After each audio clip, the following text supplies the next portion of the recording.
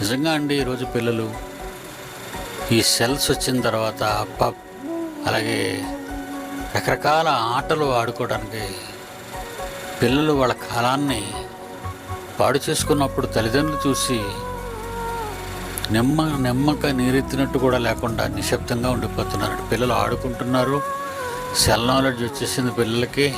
నా పిల్లలు ఎంత గొప్పవాళ్ళు అనుకుంటున్నారండి. పిల్లలు దేవుని మాటలతో వాళ్ళ నోట, వాళ్ళ మీద దేవుని ఆత్మ, వాళ్ళ నోట దేవుని మాటలు ఎల్లప్పుడూ ఉండాలి అని దేవుడు కోరుకున్నాడు. వారి నోటన ఉండాలి, ఆ దేవుని మాటలు ఉండాలంటే ఎప్పుడు పడితే అప్పుడు, ఎక్కడ పడితే అక్కడ వాళ్ళకి వాక్యం చెప్పాలి. మనం అలా చెప్పలేకపోతున్నాం.